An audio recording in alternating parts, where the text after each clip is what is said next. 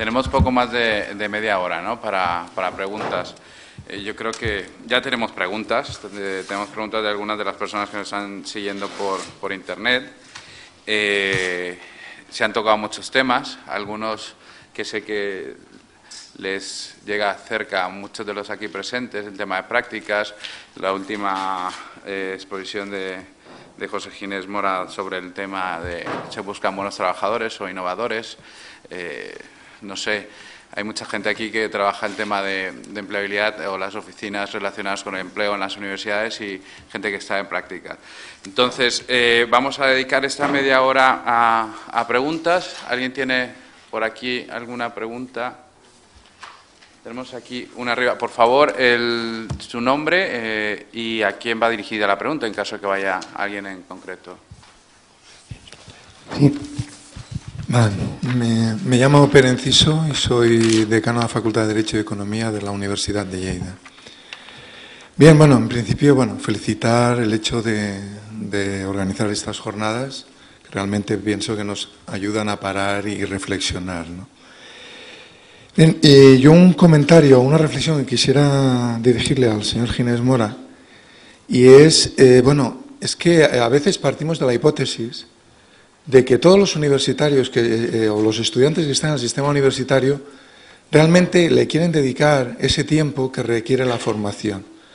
Porque si aplicáramos los métodos proactivos, yo creo que la tasa de abandono de nuestros estudiantes en el seguimiento de las asignaturas aumentaría de forma significativa, con lo cual esto nos penalizaría en el sistema de financiación, porque ya sabemos que a mayor tasa de abandono a la hora de financiar la universidad se la penaliza. Y esto está demostrado porque aplicando Bolonia, o la gente que más o menos con toda buena intención está aplicando Bolonia, se está encontrando que en el momento de que se les manda las tareas, se les manda ejercicios y han de trabajar semanalmente las diferentes asignaturas, el nivel de abandono de las asignaturas es significativo. Por lo tanto, yo creo que aquí partimos siempre un poco de la hipótesis de que el estudiante realmente se lo cree y está apostando por la formación. No siempre pasa esto.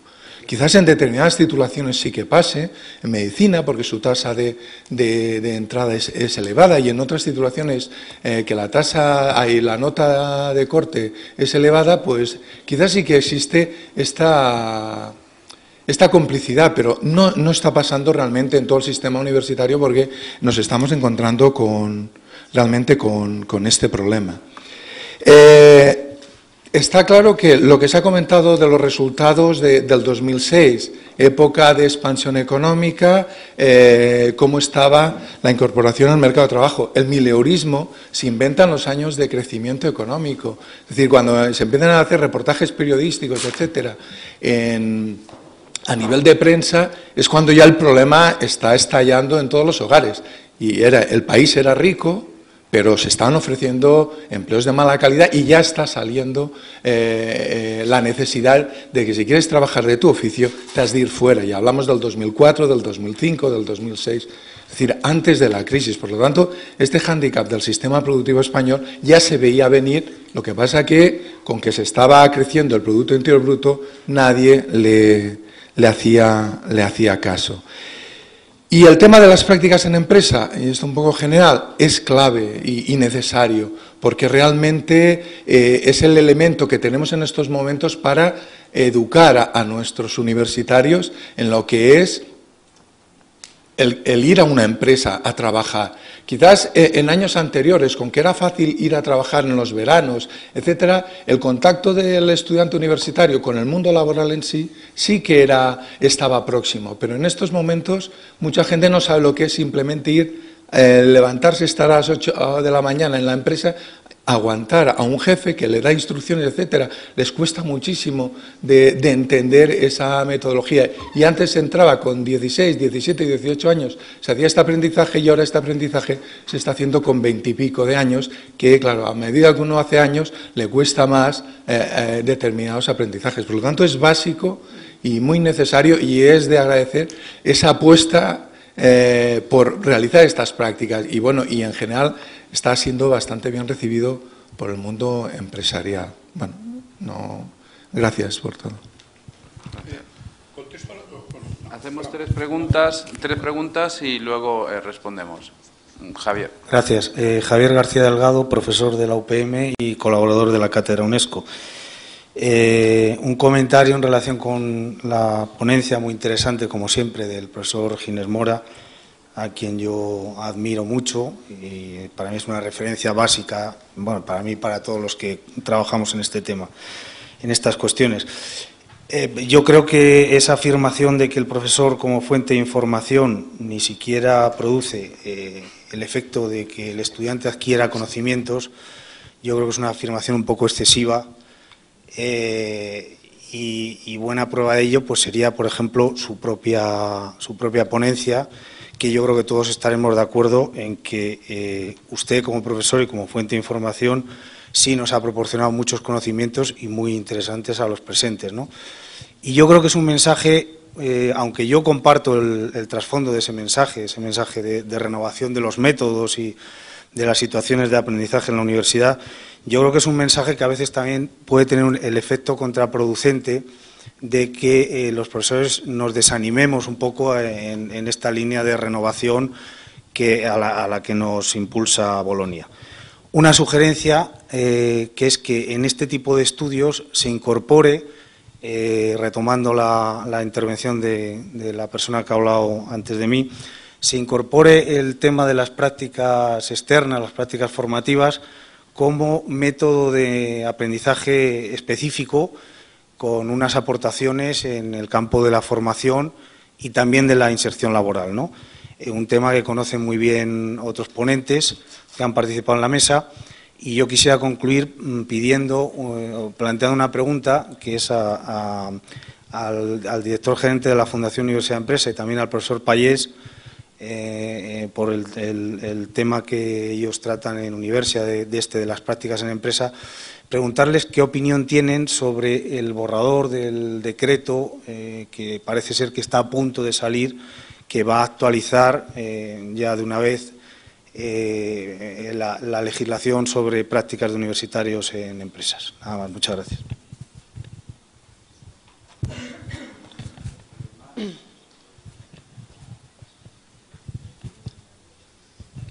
Sí, buenas tardes. Bueno, soy Anabel Carrillo, presidenta del Consejo Social de la Universidad de Córdoba y empresaria. Como esta mesa además se llama el debate de las ideas, ¿no? Solo son ideas. Yo siempre tengo una duda y es que creo, esto no es ninguna duda, que necesitamos innovadores, que necesitamos que los estudiantes sean personas más activas en ese medio, en la universidad. Y creo que, además de, por supuesto, hablar de prácticas de empresas, de la colaboración, de la fluidez, yo creo que necesitamos espacios más informales para que se genere una posición mucho más activa de los estudiantes. Aquí hay representantes de los estudiantes que pueden hablar en su nombre mucho mejor que yo, ¿no?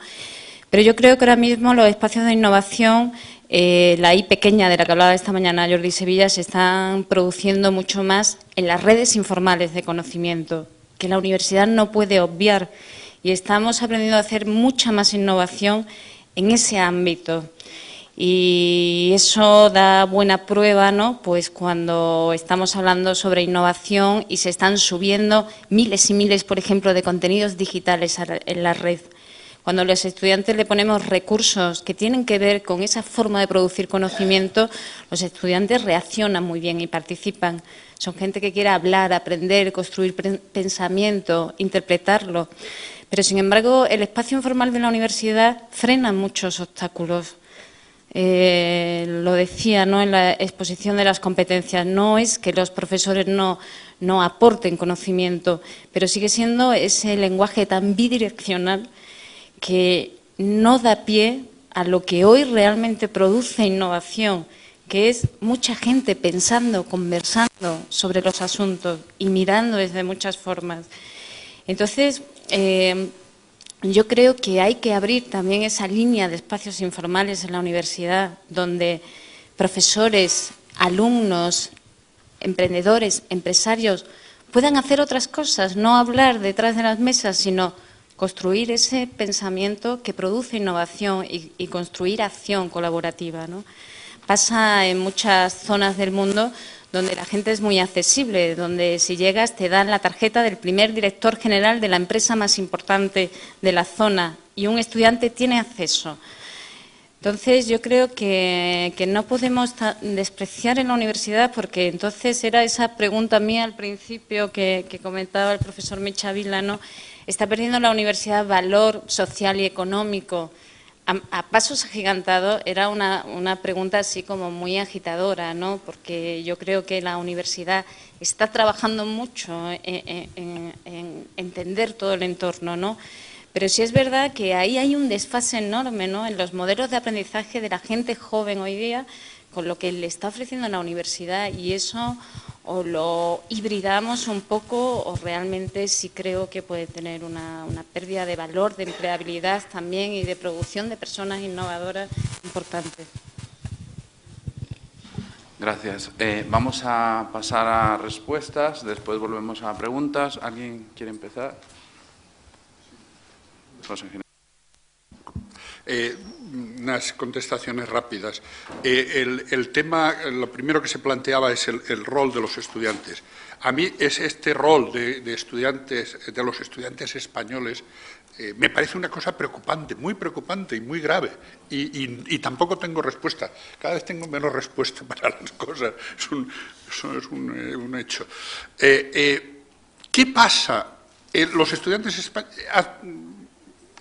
El otro día, yo tengo un hijo que estudió aquí en la Politécnica de Valencia con Enrique, en su escuela, que es una de las mejores de la Universidad Politécnica de Valencia, y luego ahora está en la Universidad Tecnológica de Eindhoven y Delft, en un joint program, y le preguntaba, ¿cuál es la diferencia esencial?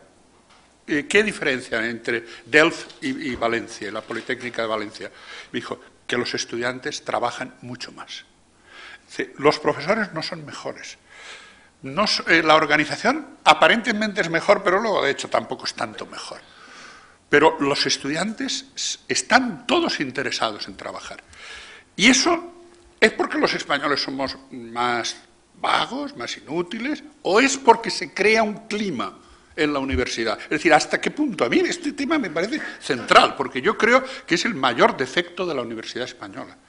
¿Cómo se crea un clima o decimos, no, es que los españoles son vagos, ¿vale? Pues si decimos eso, yo no lo digo, no creo que... Si no decimos eso, la culpa es del sistema. Es decir, ¿qué hacemos en la universidad para hacer que la gente no trabaje? Y digo, esto es una anécdota, pero es que dije, caray, qué bien, mi percepción, qué bien lo has captado, qué bien lo has captado. Esa es la diferencia. Y entonces, como todos trabajan, todos están interesados en hacer los trabajos, en esto, en sacar buenas notas. Eso es un hecho. Pero yo creo que el planteamiento hay que hacerlo en la universidad. Alguna culpa tenemos nosotros, o si no tenemos culpa, algo habrá que hacer. Pero eso a mí me parece un problema esencial.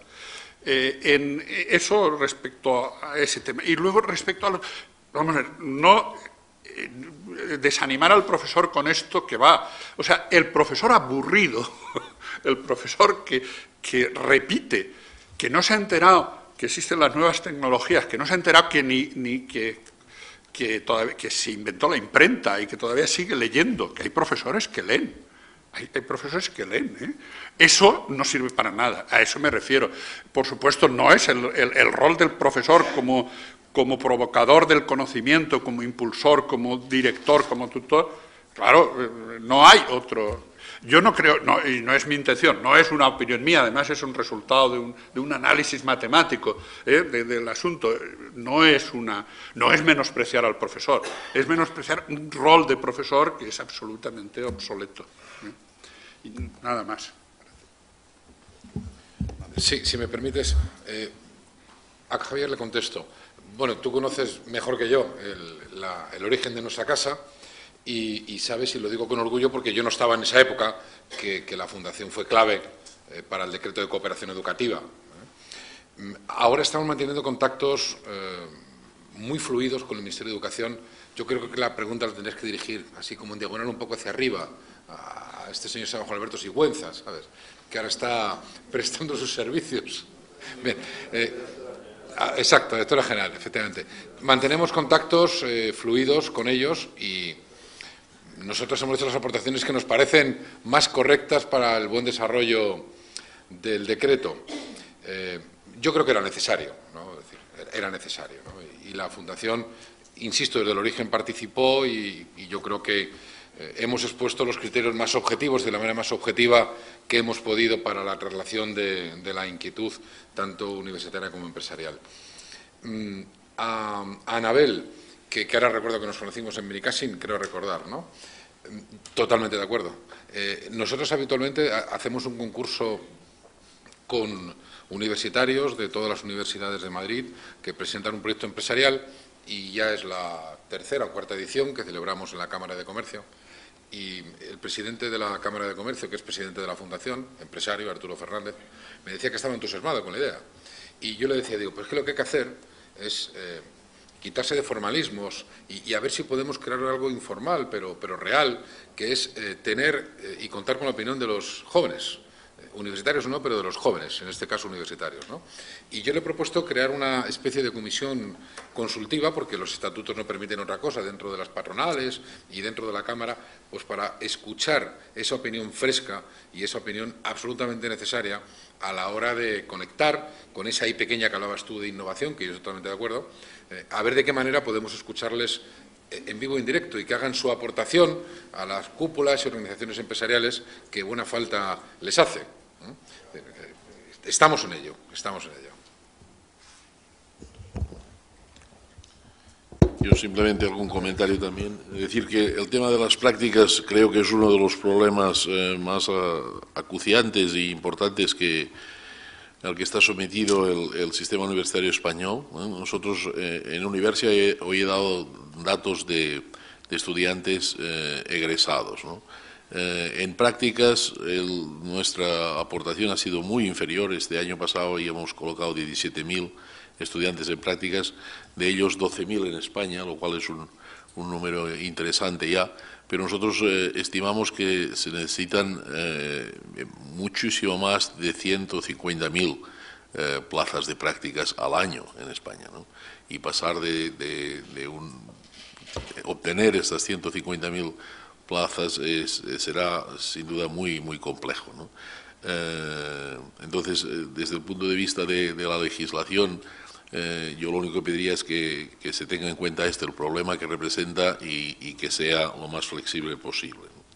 Y sobre Anabel, sí que querría sumarme a lo que ha dicho. Creo que es cierto que hay que generar espacios, que en la Universidad Española vivimos una cierta obsesión por el control, ¿eh? Que creo que es excesiva. A menudo tratamos a los estudiantes como si todavía fueran menores de edad cuando no lo son, ¿eh? Y hay que, creo, responsabilizarlos a los estudiantes, lo que decía José Ginés, cómo conseguir, pues simplemente responsabilizándolos. Yo creo que eso se puede conseguir. Y hay que ser generoso desde el punto de vista institucional. Yo creo que nuestra universidad, en general, carece de una excesiva obsesión por el control, excesivo número de horas docentes, muy excesivo número de horas docentes, y, por lo tanto, falta de espacios de libertad donde los estudiantes puedan realmente trabajar. Yo no estoy de acuerdo en que no se trabaja, por lo menos en mi universidad recuerdo que sí se trabaja, pero sí que soy crítico en qué es lo que se trabaja. Si aquello en lo que se trabaja es realmente aquello que aporta valor añadido y que genera mayor incremento de conocimientos, de aptitudes, de habilidades en los estudiantes, y estoy convencido que dejándoles márgenes de libertad mayores que los que tienen, conseguirían una formación mayor. Es decir, en definitiva, no quiero ser tan...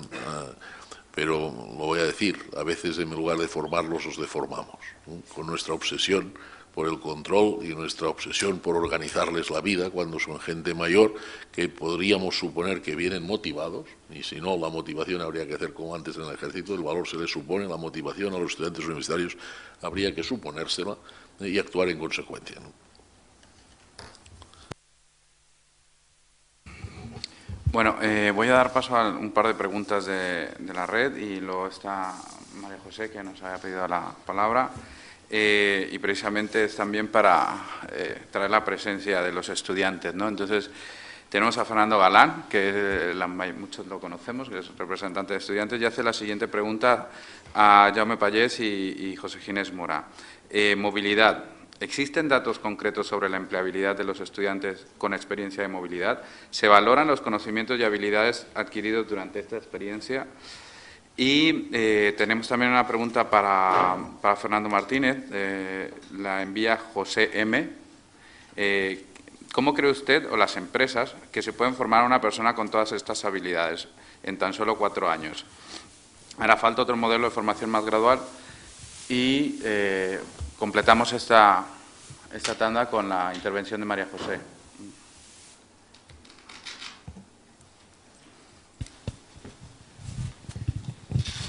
Se oye, ¿no? Bueno, pues buenos días. Me está gustando muchísimo porque como estoy en la universidad, yo soy estudiante, soy representante de estudiantes. Para aprender en estos foros muchas veces aprendes más que dentro de las aulas de muchas cosas, ¿no? Coincido totalmente en lo último que ha apuntado don Jaume Pallés, que el estudiante va a la universidad motivado y creo que en el primer día de clase se le desmotiva, en algunas, no todos, pero muchas veces llegamos a las universidades, buenas tardes o buenos días, nos hablan de usted, nos dicen que estas son nuestras asignaturas troncales, obligatorias y de libre configuración. Vuelva usted mañana a las 8 de la mañana y dentro de 5 años tendrá su título. Si puede hablar poco, mejor. A veces, no siempre, ¿no? Creo que la motivación es muy importante, creo que eso es un poco lo que incide en que el estudiante sea proactivo, como se comentaba antes. Es cierto que igual el estudiante que le mandan trabajo sobre trabajo, que todavía no entiende la evaluación continua, abandona la asignatura y abandona incluso la titulación muchas veces. También es cierto que todavía considero, como representante de estudiantes, que no se ha creído todavía el profesorado la evaluación continua realmente. Si el estudiante ve una consecuencia y de verdad un resultado en esa evaluación continua, ve que le sirve, pues el estudiante sí que está motivado y que está en esa asignatura para sacársela al fin y al cabo, sí que ve que si eso tiene sus consecuencias, pues seguirá la asignatura, ¿no? Si ve que hay una coordinación entre los profesores y entre los departamentos, no que le llegan todos los trabajos a últimos del año, en mayo, cuando también tiene los exámenes, porque el profesor ha entendido que la evaluación continua era mandarle trabajo a la vez que tenía el examen y al fin y al cabo el examen le vale el 90% todavía de la nota, pues bueno, creo que todos tenemos parte de culpa. Me ha gustado mucho la intervención del profesor Ginés Mora, que todavía no tenía la oportunidad de haberlo escuchado en directo, conforme a todo lo que ha dicho sobre las competencias transversales, ¿no? Un poco que sí que creo que tienen muchísimo que ver con la empleabilidad y que son cosas que no se nos enseña, aunque sí que están puestas como competencias en los verificas de todas las titulaciones. Lo que pasa es que todavía es otra de las cosas que no nos hemos creído. Yo las considero fundamentales. Y quiero hacer una reflexión también, como también pregunta directa y no queriendo crear demasiada controversia, ¿no?, al sector de profesorado. Yo, es mi forma de ser, los que me conocéis lo sabéis. Quien sabe de historia o de veterinaria, que estudio yo, puede enseñarla y puede impartirla. ¿Creen ustedes que el profesorado de las universidades españolas sabe de esas competencias transversales como para poder enseñarla e impartirla? Gracias.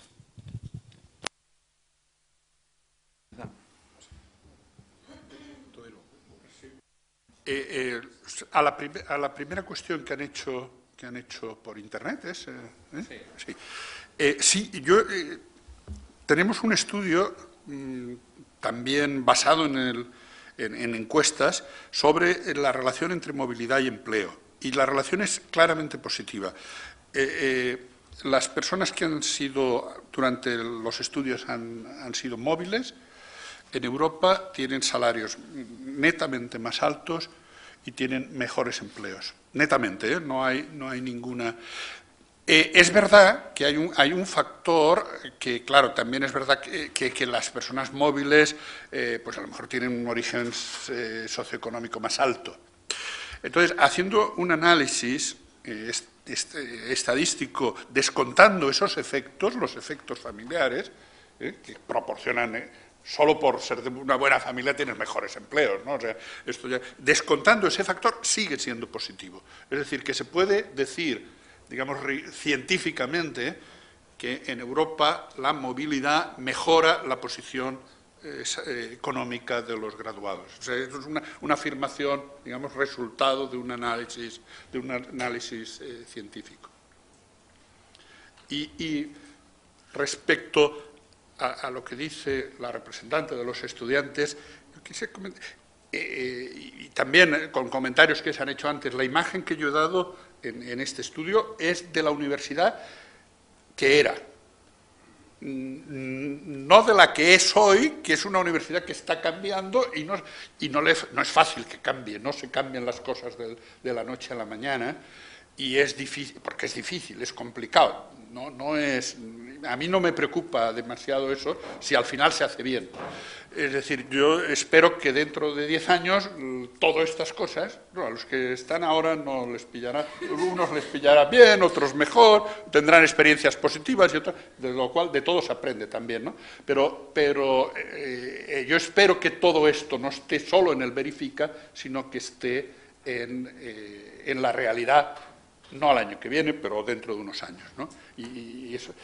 Pero hay un dato que sí es llamativo, de una encuesta que hemos hecho solo en la Universidad del País Vasco. Y es que es la primera vez que este resultado aparece. Normalmente, cuando uno le pregunta a los profesores qué es lo importante, cuáles son las competencias importantes, uno le pregunta a los empresarios o a los graduados, hay discordancia. Y en esta vez le preguntamos, esto hace unos meses, a los profesores de la Universidad del País Vasco, le hacemos una pregunta, ¿qué competencias son las importantes? Y eran las mismas que las de los empleadores y las de los graduados, eran muy semejantes. Es la primera vez que veo un resultado de ese tipo. Luego se le preguntaba, ¿y qué competencias enseñan en la universidad? No, entonces eran las clásicas.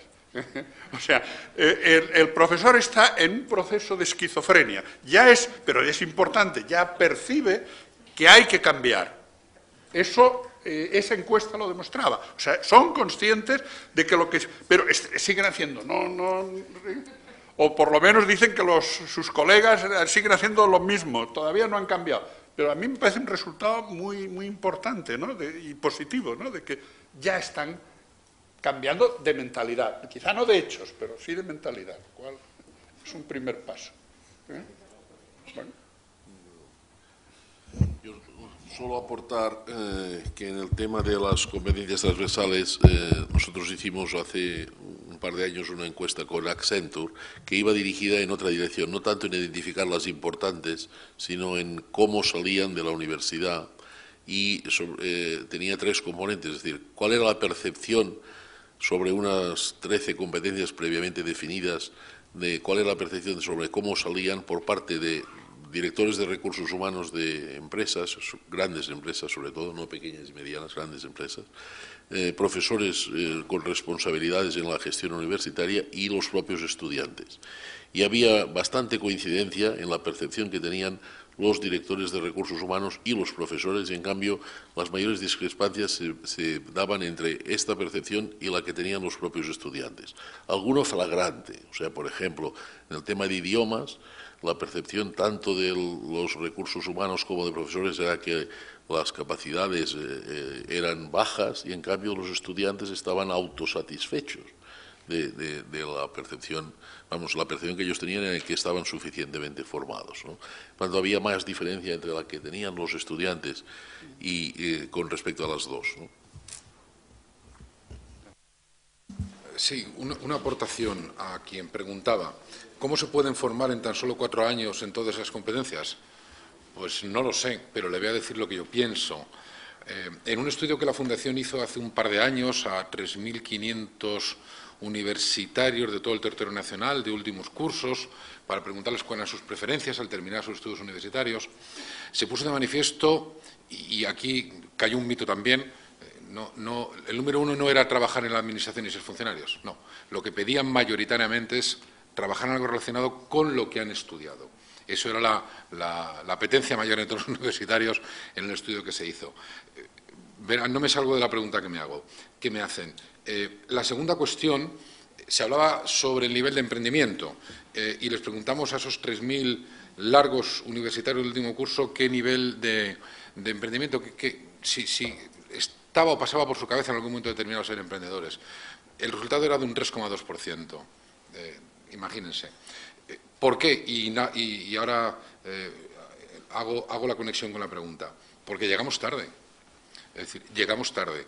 Ahora estamos, la Fundación Universidad de Empresa está trabajando con una institución educativa, que también está en el ámbito de las universidades, preocupada y ocupada por qué grado de implementación los colegios en etapa escolar joven hace de todas estas competencias que tan importantes son para las empresas, ¿no?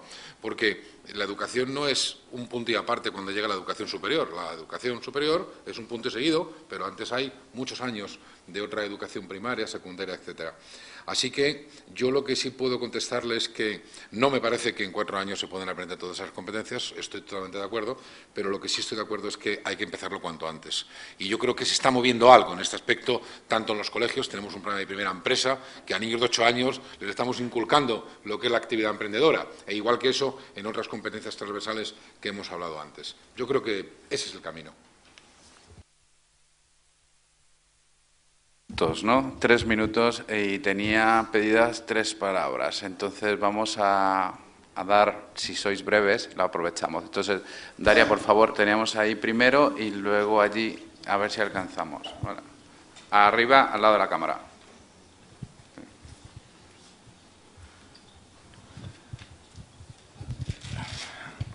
Gracias. Y soy Alejandro Blasi, en representación del Consejo Social de la UB, y en la UB estoy en representación de PYME. Una sugerencia: me gustaría más que habláramos de organizaciones que explícitamente de empresas, porque las organizaciones de todo tipo, ONGs, hospitales y todo esto, también son o se rigen por criterios semejantes de empresas. Y entonces entrar en el tema un poco de la imagen que se tiene de la empresa en la universidad, de la perversión en el sentido más amplio, y por tanto he encontrado a faltar en los 3 ponentes hablar del espíritu empresarial, el asumir riesgo, el superar fracasos, temas de mejora continua, porque si queremos y hablamos de cambiar la universidad, también debemos hablar de cambiar las empresas, y cambiar las empresas se puede hacer, se debe hacer con una nueva generación de emprendedores con espíritu empresarial, en mi opinión. Gracias. Gracias. Vamos a escuchar la última pregunta y cerramos. Lo dejamos para el siguiente paso, ¿no? Oye.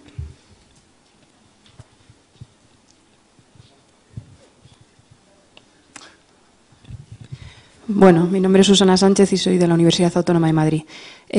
Simplemente, la verdad es que se me adelantó al final Fernando Martínez, porque la idea que yo quería transmitir es que el problema lo tenemos desde la escuela primaria. Yo tuve la suerte de ir a un colegio piloto y allí no teníamos libros, teníamos una biblioteca de consulta, tratábamos un solo tema al mes en ciencias sociales, pero lo trabajamos desde muchos puntos de vista. Y luego a los 14 fui al instituto y llegué al sistema tradicional en el que, bueno, había libros, se estudiaba la página 1 a la 5 y creo que aprendí muchísimo más en el colegio y son unas habilidades que me han servido toda la vida que en el instituto. Entonces, el pensar efectivamente que la universidad va a transformar un modelo educativo cuando encima el estudiante ya ha pasado los años más clave de su vida en la formación es un poco ingenuo. Hay que empezar desde los primeros años, en mi opinión, y transformar la mentalidad de todo el sistema educativo. Y nada más. Ya que era un comentario, vamos a hacer la última pregunta, que la tenía ya pedida.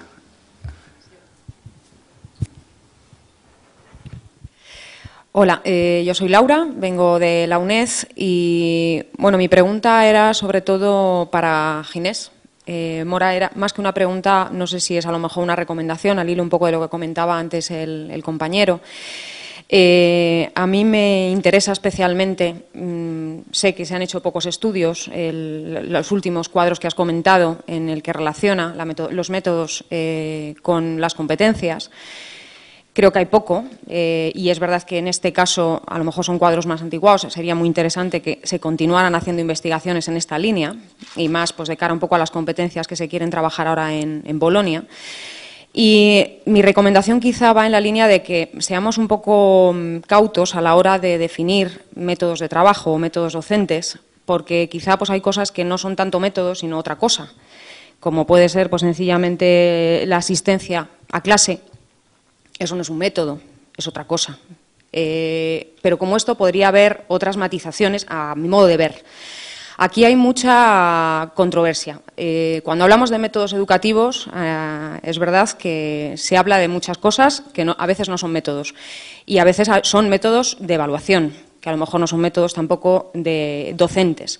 Es decir, que aquí deberíamos de intentar aclarar un poco los conceptos.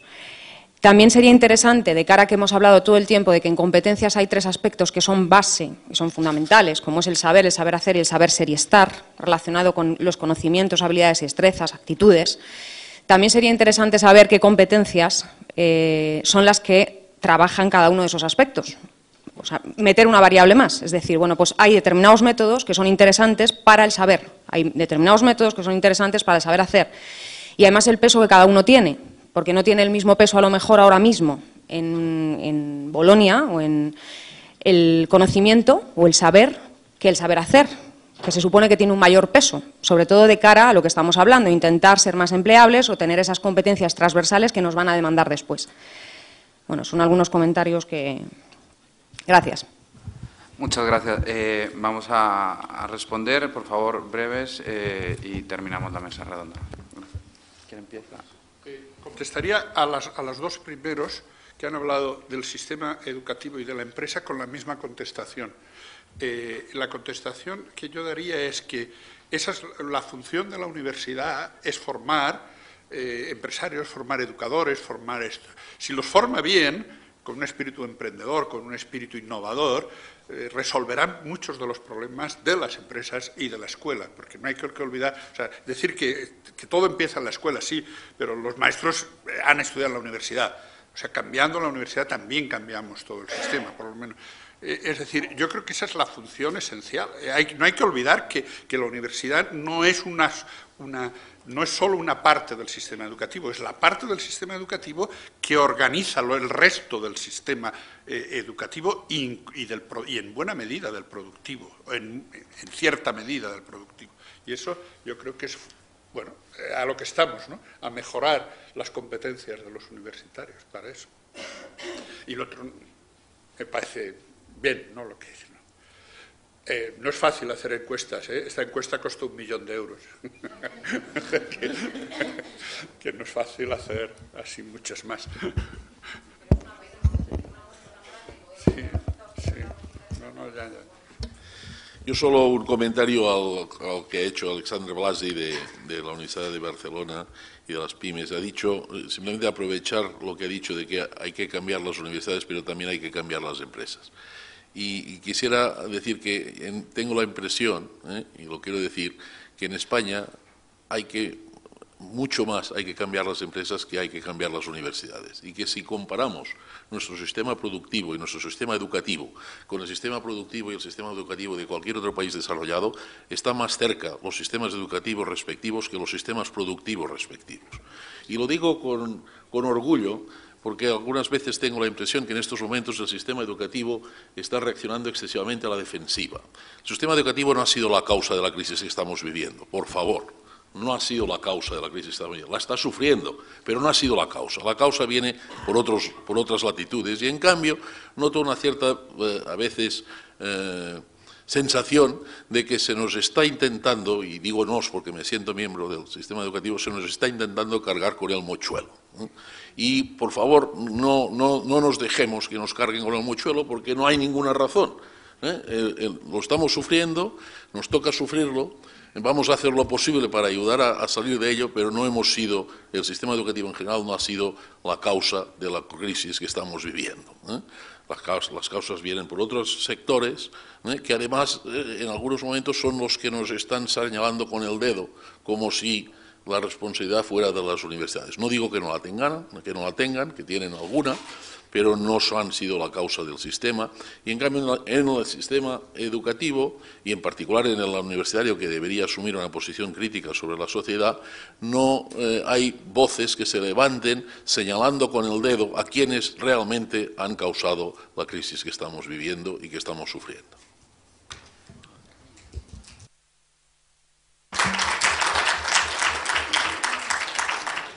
Bueno, yo no puedo sino coincidir plenamente con la afirmación que ha hecho. De hecho, el modelo de esta fundación y de una red que hay por el resto de España siempre son organizaciones empresariales, asociaciones empresariales o cámaras de comercio.